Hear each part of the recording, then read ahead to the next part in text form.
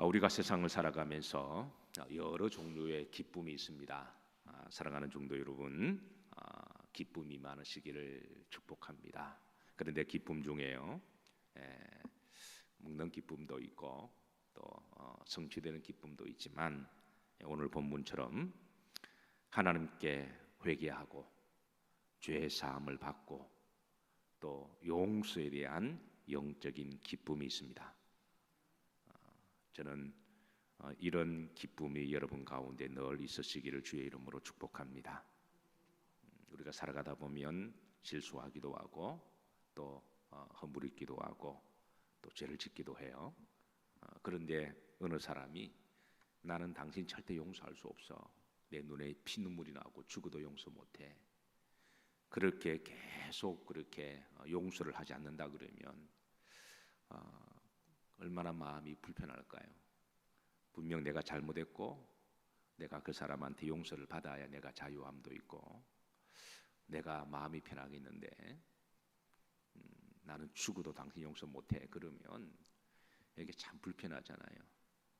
어떤 식으로든 내가 용서를 받아야 되겠는데, 그런데 어느 날 그 사람이 정말 내가 당신을 용서한다 그러면 그게 얼마나 기쁠까요? 오늘 다윗이 하나님 앞에 큰 잘못을 저질렀습니다.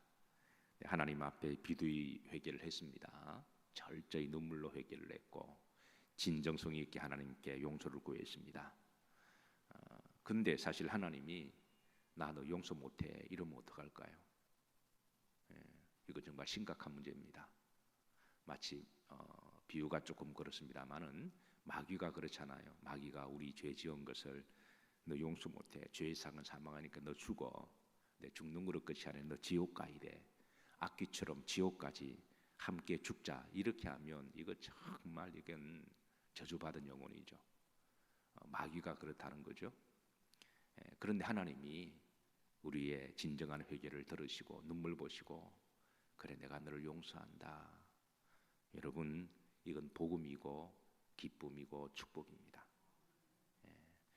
다윗이 하나님께 용서를 구했고 침상을 띄울 정도로 눈물로 기도했고 하나님이 다윗의 기도를 가만히 보시고 저건 진짜다 그렇게 하시고, 오늘 다윗이 하나님이 내 기도 소리를 들으셨도다, 오늘 이 두 번이나 반복 나와요. 하나님이 내 울음소리를 들으셨다, 하나님이 내 간절한 기도를 들으셨다. 이 말은 하나님이 용서해 주심에 대한 그런 영적인 기쁨을 기도 가운데 고백하고 있습니다. 사랑하는 성도 여러분, 우리가 살아가다 보면 우리가 실수 안 하는 사람 어디 있나요? 우리가 잘못 안 하는 사람 어디 있나요? 때로는 본의 아니게 말 한마디도 오해가 되면 상대에게 상처가 될 수가 있잖아요. 그런 의도는 아닌데 말하다 보니까 부부지간도 그게 상처가 되었습니다. 그런데 상대가 뭐 웃고 털어버리고 지나가면 그게 참 고마운 거죠. 그냥 가슴에 꼭 안고 나 죽어도 용서 못해 이렇게 하면 이거 참 불편한 거죠. 사랑하는 성도 여러분, 우리가 죄를 지을 때마다 그때마다 털어버리시고, 지혜로운 사람은 합리화시키고 변명하는 게 아니라 털어버리는 게 제일 지혜로운 사람입니다. 그걸 변명하고 합리화하는 게 머리 좋은 게 아니라, 정말 머리가 좋은 사람은 성경 말씀대로 그때마다 회개하고 털어버리는 거예요.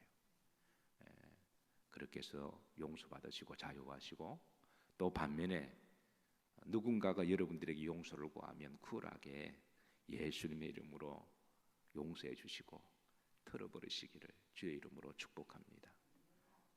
그게 우리 건강에도 좋고 우리 영성에도 신앙생활에 도움이 되는 거죠.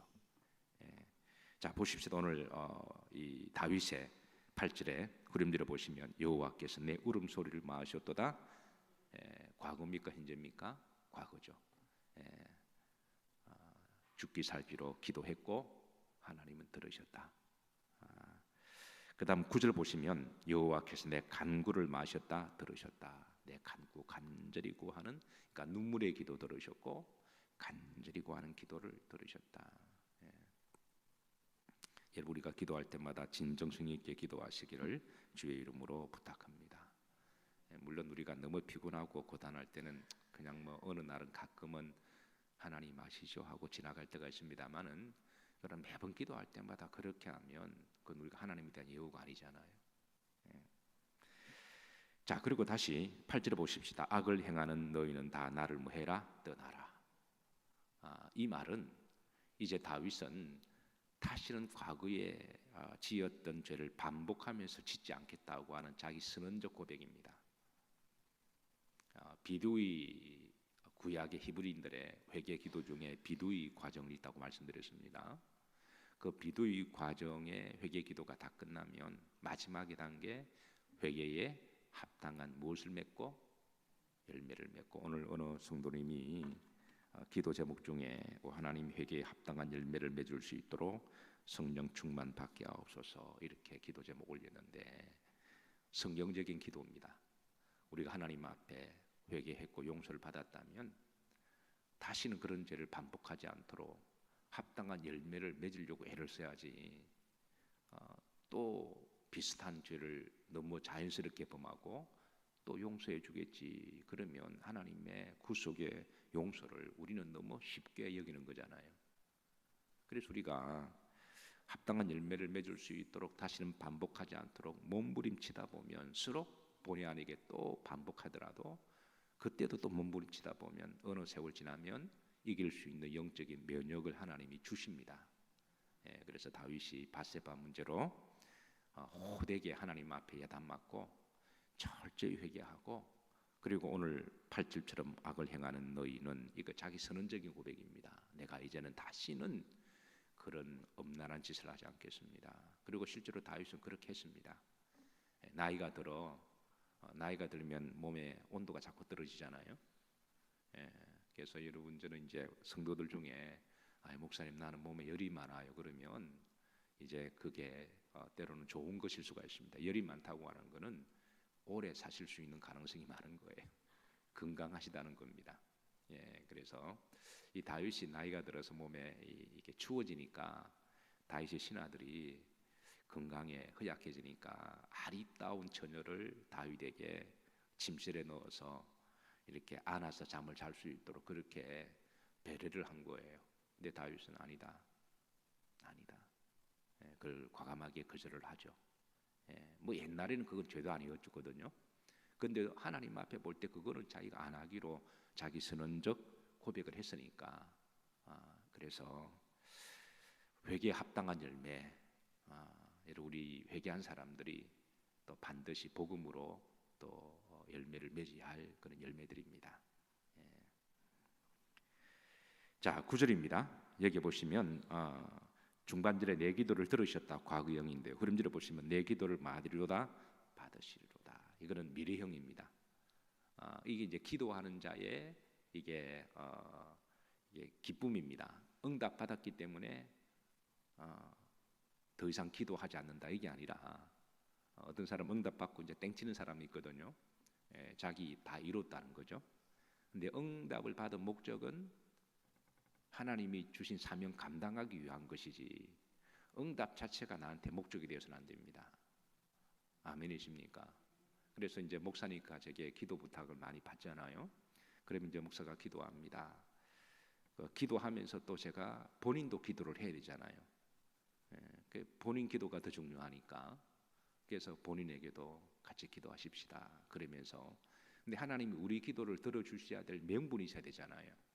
무작정 들어달라 그러면 뭐 믿지 않는 사람들도 급할 때 기도하는데, 그럼 하나님이 들으실 때 명분 있는 기도는 뭐냐면, 하나님 나에게 한 번 더 기회를 주시고 살려주시고 건강 주시면 이제는 하나님의 사명을 위해서 제가 살아가겠습니다. 사명 따라 기도할 때 하나님이 그래 너가 사명이 있다, 그래 너가 그게 감당하기 위해서는 건강도 필요하고 너가 또 필요한 게 있으니까 내가 덤의 복을 주겠다. 그렇게 우리가 기도할 때 하나님이 기도를 들으실 때 명분이 있다라는 거죠. 그래서 우리가 기도할 때 그런 기도를 드려야 됩니다.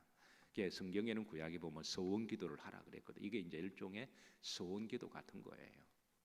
그래서 다윗은 하나님 나를 용서해 주셨으니까 땡처리로 끝나는 게 아니라 앞으로 계속 기도하며 살아가겠다고 하는 기도의 고백입니다. 응답받은 사람은 더 기도 열심히 하셔야 되고요. 응답받은 사람은 더 사명을 감당하면 하나님이 계속 그렇게 감당하도록 또 필요한 그럴 때마다 공급해 주시는 하나님이시죠. 자, 8절을 다시 보시면 여호와께서 내 어떤 소리를 들으셨다. 울음소리를 들으셨다. 하나님은 특별히 울음이 약한 걸 꼭 기억하십시오.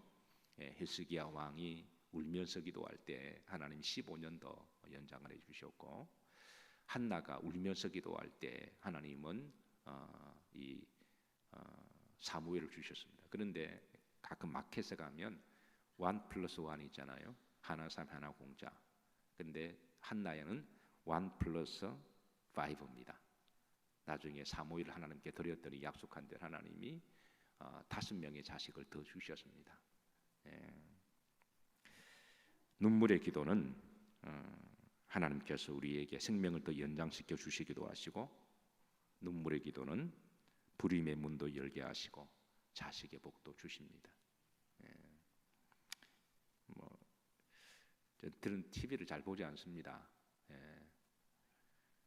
영성생활에 별로 도움이 되지 않아서 잘 보죠.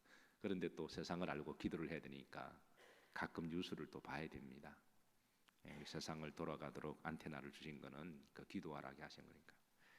근데 가끔 뉴스 볼 때마다 요즘 서울시장 문제 때문에 너무 또 시끄러운 또 점입 가경의 모습을 봅니다.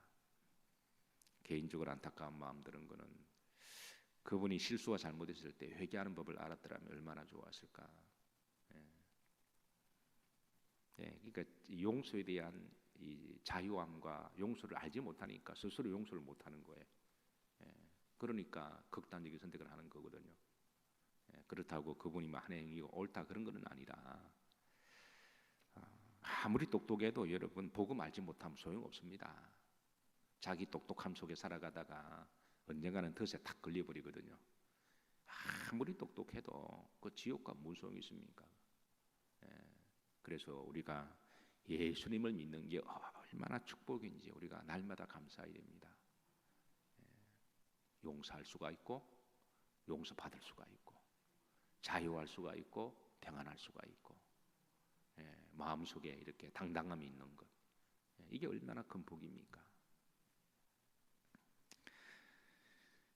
10절입니다. 합독합니다. 내 모든 원수들이 부끄러움을 당하고 심히 떨미어 갑자기 부끄러워 물러가리로다. 이거는 이제 다윗의 내밀한 심리를 고백하는 건데요. 이게 용서받은 자의 당당함입니다. 용서를 받지 못했을 때는 사람들이 마귀처럼 정죄하고 그리고 죽이려고 그러고 그렇게 해서 막 이렇게 부끄럽게 했는데, 이제는 용서를 다 받았으니까 이제는 자신의 부끄러움은 사함을 받았고, 이제는 자기를 정죄하는 마귀를 향해서 나는 예수님의 보혈 용서를 받았으니까 나를 떠나라. 그래서 바울은 로마서 8장에서 누가 나를 정죄하리요? 죄와 사망의 법에서 너희를 자유하셨도다. 이 바울의 이 로마서 8장의 고백은 용서받은 자의 기쁨을 하나님께 노래하고 있습니다. 사랑하는 성도 여러분, 용서의 복음을, 회개의 복음을 늘 칼뱅의 고백처럼 내 삶의 연속은 늘 회개의 연속이었다. 그가 죄를 많이 지어서 그런 게 아니라, 그러니까 사소한 것도 바로바로 털어버렸던 일상의 경건의 삶을 말하는 것이죠.